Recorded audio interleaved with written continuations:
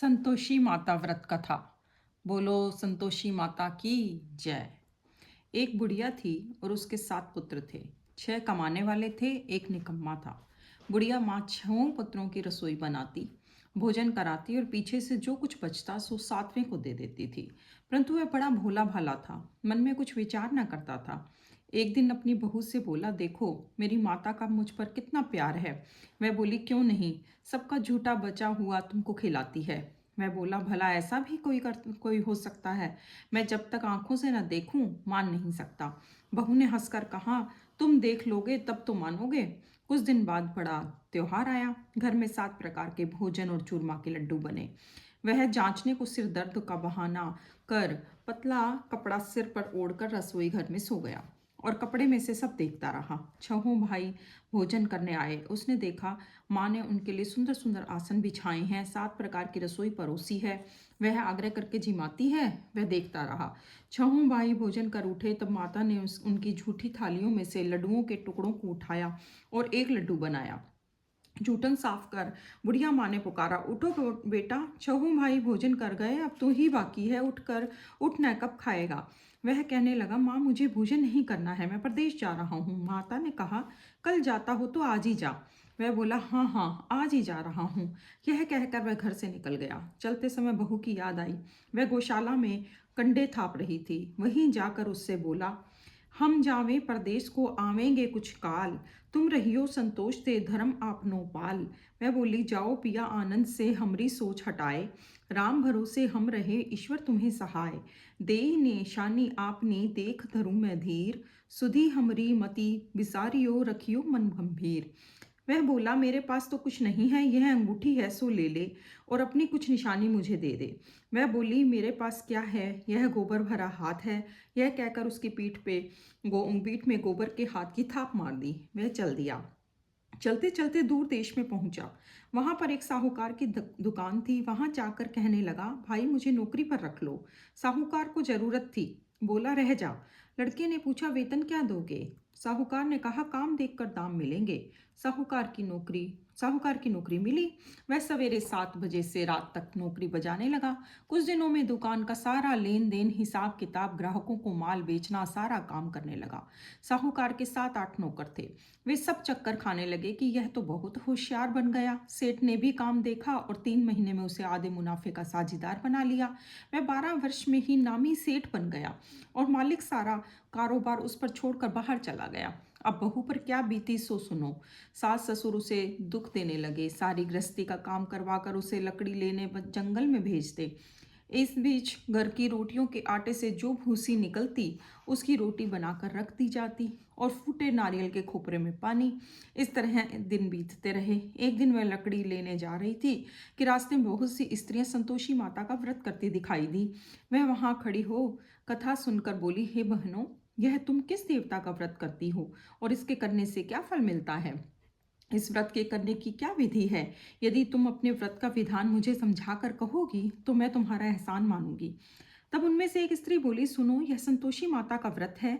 इसके करने से निर्धनता दरिद्रता का नाश होता है, लक्ष्मी आती है, मन की चिंताएं दूर होती हैं, घर में सुख होने से मन को प्रसन्नता और शांति मिलती है, निपुत्र को पुत्र मिलता है, प्रीतम बाहर गया हो तो जल्दी आवे, कंवारी कन्या को मनपसंद वर मिले, राजद्वारे में बहुत दिनों से मुकदमा चलता हो तो खत्म हो जावे, सब तरफ सुख शांति हो, घर में धन जमा हो, पैसा जायदाद का लाभ हो, रोग दूर हो जावें तथा जो कुछ मन में कामना हो वे सब इस संतोषी माता की कृपा से पूरी हो जावें, इसमें संदेह नहीं। वह पूछने लगी, यह व्रत कैसे किया जाता है और यह भी बताओ तो बड़ी कृपा होगी। स्त्री कहने लगी, 1.25 का गुड़ चना लेना, इच्छा हो तो 5.25 का लेना या 11.25 का भी सहूलियत अनुसार लेना, बट बिना परेशानी के। श्रद्धा और प्रेम से जितना बन सके लेना। 1.25 से 5.25 तथा इससे भी ज़्यादा शक्ति और भक्ति अनुसार ले लें। हर शुक्रवार को निराहार रहें। कथा कहना सुनना, इसके बीच क्रम टूटे नहीं। लगातार नियम पालना करना। सुनने वाला कोई ना मिले तो घी का दीपक जला उसके आगे जल के पात्र को रख कथा कहना, परंतु नियम न टूटे। जब तक कार्य सिद्ध ना हो नियम पालना करना, और कार्य सिद्ध हो जाने पर ही व्रत का उद्यापन करना। 3 मास में माता फल पूरा करती हैं। यदि किसी के खोटे ग्रह हों तो भी माता 1 वर्ष में अवश्य कार्य को सिद्ध कर देती हैं। कार्य सिद्ध होने पर ही उद्यापन करना चाहिए, बीच में नहीं। उद्यापन में 2.5 सेर आटे का खाजा तथा इसी परिमाण में से खीर तथा चने का साग करना, 8 लड़कों को भोजन कराना, जहां तक मिले जितेवर जेठ भाई बंधु कुटुंब के लड़के लेना, न मिले तो रिश्तेदारों और पड़ोसियों के लड़के बुला लेना, उन्हें भोजन कराना, यथाशक्ति दक्षिणा दे माता का नियम पूरा करना। उस दिन घर में कोई खटा भी ना खावे। यह सुनकर बुढ़िया के लड़के की बहू चल दी। रास्ते में लकड़ी के बोझ को बेच दिया और उन पैसों से गुड़ चना ले माता के व्रत की तैयारी कर आगे चली। और सामने मंदिर देख पूछने लगी, यह मंदिर किसका है? सब कहने लगे, संतोषी माता का मंदिर है। यह सुन माता के मंदिर में जा माता के चरणों में लौटने लगी। दीन होकर विनती करने लगी, माँ मैं निपट मूर्ख हूँ, व्रत के नियम कुछ नहीं जानती, मैं बहुत दुखी हूँ। हे माता जगजननी, मेरा दुख दूर कर, मैं तेरी शरण में हूँ। माता को दया आ गई। एक शुक्रवार बीता कि दूसरे शुक्रवार को ही उसके पति का पत्र आया और तीसरे को उसका भेजा हुआ पैसा भी आ पहुंचा। यह देख जेठानी मुंह सिकोड़ने लगी, इतने दिनों में पैसा आया, इसमें क्या बड़ाई है? लड़के ताने देने लगे। काकी के पास अब पत्र आने लगे, रुपया आने लगा। अब तो काकी की खातिर बढ़ेगी, अब तो काकी बुलाने से भी नहीं बोलेगी। बेचारी सरलता से कहती, भैया पत्र आवे रुपया आवे तो हम सबके लिए अच्छा है। ऐसा कहकर आंखों में आंसू भरकर संतोषी माता के मंदिर में आ मातेश्वरी के चरणों में गिरकर रोने लगी।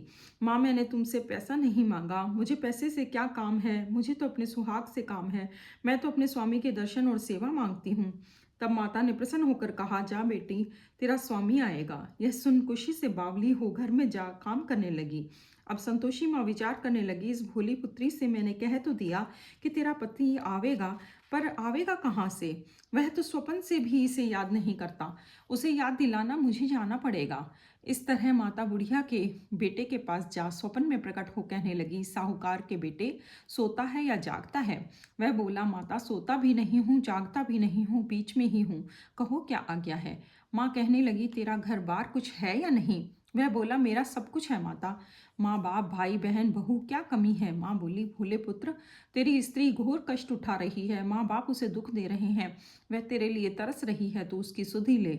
वह बोला, हाँ माता यह तो मुझे मालूम है, परंतु मैं जाऊँ कहाँ, जाऊँ तो जाऊँ कैसे? प्रदेश की बात है, लेन देन का कोई हिसाब नहीं, कोई जाने का रास्ता नजर नहीं आता, कैसे चला जाऊँ? माँ कहने लगी, मेरी बात मान, सवेरे नहा धोकर संतोषी माता का नाम ले, घी का दीपक जला, दंडवत कर दुकान पर जा बैठना, देखते देखते तेरा लेन देन सब चुक जाएगा, जमा माल बिक जाएगा, सांझ होते होते धन का ढेर लग जाएगा। जब सवेरे बहुत जल्दी उठ उसने लोगों से अपने सपने की बात कही तो वे सब उसकी बात अनसुने कर दिल लगी उड़ाने लगे, कहीं सपने भी सच होते हैं? एक बूढ़ा बोला, देख भाई मेरी बात मान, इस प्रकार सांच झूठ करने के बदले देवता ने जैसा कहा है वैसा ही करने में तेरा क्या जाता है? वह बूढ़े की बात मान स्नान कर संतोषी माता को दंडवत कर घी का दीपक जला दुकान पर जा बैठा। थोड़ी देर में वह क्या देखता है कि देने लेने वाला रुपया लाए, लेने वाले हिसाब लेने लगे, कोठे से भरे सामानों के खरीदार नकद दाम में सौदा करने लगे। शाम तक धन का ढेर लग गया। माता का चमत्कार देख प्रसन्न हो मन में माता का नाम ले घर ले जाने के वास्ते गहना कपड़ा खरीदने लगा और वहाँ के काम से निपट कर घर को रवाना हुआ। वहाँ बहू बेचारी जंगल में लकड़ी लेने जाती थी, लौटते वक्त माँ के मंदिर में विश्राम करती, वह तो उसका रोजाना रुकने का स्थान था।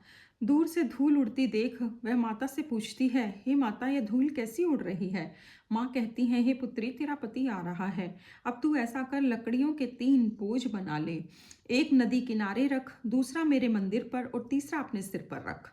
तेरे पति को लकड़ी का गट्ठा देखकर मोह पैदा होगा, वह वहां रुकेगा, नाश्ता पानी बना खाकर माँ से मिलने जाएगा, तब तू लकड़ियों का बोझ उठाकर घर ले जाना और बीच चौक में गट्ठा डालकर 3 आवाजें जोर से लगाना, लो सासू जी लकड़ियों का गट्ठा लो, भूसी की रोटी दो और नारियल के खोपरे में पानी दो, आज कौन मेहमान आया है? माँ की बात सुन बहू बहू बहू बहुत अच्छा माता कह कर प्रसन्न हो लकड़ियों के 3 गट्ठे ले आई। एक नदी तट पर एक माता के मंदिर पर रखा। इतने में ही एक मुसाफिर आ पहुंचा। सूखी लकड़ी देख उसकी इच्छा हुई कि अब यही विश्राम करे और भोजन बना खाकर गांव जाए। इस प्रकार भोजन बना विश्राम कर वह गांव को गया। सबसे प्रेम से मिला। उसी समय बहू सिर पर लकड़ी का गट्ठा लिए आती है। लकड़ी का भारी बोझ आंगन में डाल जोर से 3 आवाजें लगाती है। लो सासू जी, लकड़ी का गट्ठा लो, भूसी की रोटी दो, नारियल के खोपरे में पानी दो, आज कौन मेहमान आया है। यह सुनकर सास बाहर आ अपने दिव्य दिए हुए कष्टों को भुलाती हुई कहती है, बहू ऐसा क्यों कहती है, तेरा मालिक ही तो आया है। आ बैठ, मीठा भात खा, भोजन कर, कपड़े गहने पहन। इतने में आवाज़ सुन उसका स्वामी बाहर आता है और अंगूठी देख व्याकुल हो माँ से पूछता है, माँ यह कौन है। माँ कहती है, बेटा यह तेरी बहू है। आज 12 वर्ष हो गए जब से गया है, तब से सारे गांव में जानवर की तरह भटकती फिरती है। काम काज घर का कुछ करती नहीं, 4 समय आकर खा जाती है। अब तुझे देखकर भूसी की रोटी और नारियल के खोपरे में पानी मांगती है। वह लज्जित हो बोला, ठीक है माँ, मैंने इसे भी देखा है और तुम्हें भी देखा है। अब मुझे दूसरे घर की ताली दो तो उसमें जाकर रहूं। जब माँ बोली, ठीक है बेटा, तेरी जैसी मर्जी, कहकर ताली का गुच्छा पटक दिया। उसने ताली ले दूसरे कमरे में जो तीसरी मंजिल के ऊपर था खोलकर सारा सामान जमाया। एक दिन में ही वहां राजा के महल जैसा ठाट बाट बन गया। अब क्या था, वे दोनों सुखपूर्वक रहने लगे। इतने में अगला शुक्रवार आया। बहू ने अपने पति से कहा कि मुझे माता का उद्यापन करना है। पति बोला, बहुत अच्छा, खुशी से करो। वह तुरंत ही उद्यापन की तैयारी करने लगी। जेठ के लड़कों को भोजन के लिए कहने गई। उसने मंजूर किया, परंतु पीछे जेठानी अपने बच्चों को सिखलाती हुई दिखाई दी। देखो रे, भोजन के समय सब लोग खटाई मांगना, जिससे उसका उद्यापन पूरा ना हो। लड़के जीमने आए, खीर भेंट पेट भर कर खाई, परंतु याद आते ही कहने लगे, हमें कुछ खटाई दो, खीर खाना हमें भाता नहीं, देखकर अरुचि होती है। बहू कहने लगी, खटाई किसी को नहीं दी जाएगी, यह तो संतोषी माता का प्रसाद है। लड़के तुरंत उठ खड़े हुए और बोले, पैसा लाओ। भोली बहू कुछ जानती नहीं थी, सो उन्हें पैसे दे दिए। लड़के उसी समय जाकर उस पे इमली खाने लगे। यह देखकर बहू पर माता जी ने क्रोध किया। राजा के दूत उसके पति को पकड़ कर ले गए। जेठ जिठानी मन माने खोटे वचन कहने लगे। लूट लूट कर धन इकट्ठा कर लाया था, सो राजा के दूत पकड़ कर ले गए। अब सब मालूम पड़ जाएगा जब जेल की हवा खाएगा। बहू से यह वचन सहन नहीं हुए। रोती रोती माता के मंदिर में गई। हे माता, तुमने यह क्या किया। हंसा कर अब क्यों रुलाने लगी। माता बोली, पुत्री, तूने उद्यापन करके मेरा व्रत भंग किया है, इतनी जल्दी सब बातें भुला दी। मैं कहने लगी, माता भूली तो नहीं हूँ, न कुछ अपराध किया है, मुझे तो लड़कों ने भूल में डाल दिया, मैंने भूल से उन्हें पैसे दे दिए, मुझे क्षमा कर दो माँ। माँ बोली, ऐसी भी कहीं भूल होती है। वह बोली, माँ मुझे माफ़ कर दो, मैं फिर से तुम्हारा उद्यापन करूँगी। माँ बोली, अब भूल मत करना। वह बोली, अब ना होगी। माँ अब बतलाओ वह कैसे आवेंगे।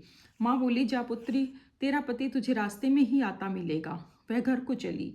राह में पति आता मिला। उसने पूछा, तुम कहाँ गए थे।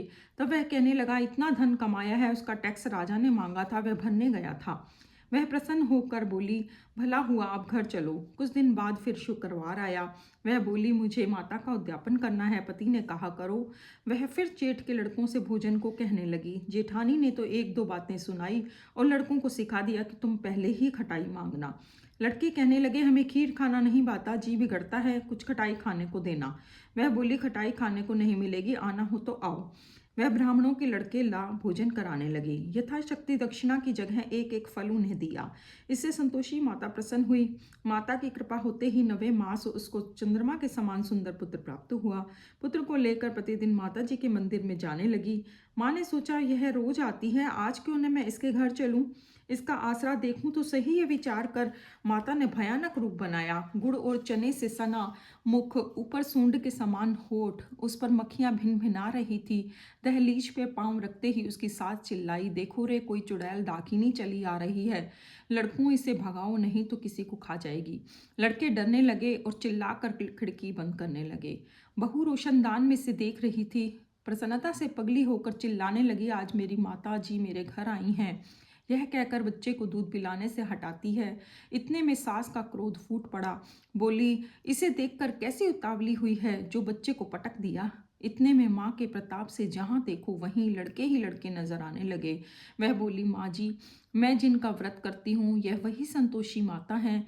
इतना कह झट से सारे घर के किवाड़ खोल देती है। सबने माता के चरण पकड़ लिए और विनती कर कहने लगे, हे माता, हम मूर्ख हैं, हम अज्ञानी हैं, पापी हैं, तुम्हारे व्रत की विधि हम नहीं जानते। तुम्हारा व्रत भंग कर हमने बहुत बड़ा अपराध किया है। हे माता, आप हमारा अपराध क्षमा करो। इस प्रकार माता प्रसन्न हुई। माता ने बहू को जैसा फल दिया वैसा ही सबको देना। जो पढ़े इसका मनोरथ पूर्ण हो। बोलो संतोषी माता की जय। बोलो शुक्रवार की जय माता दी।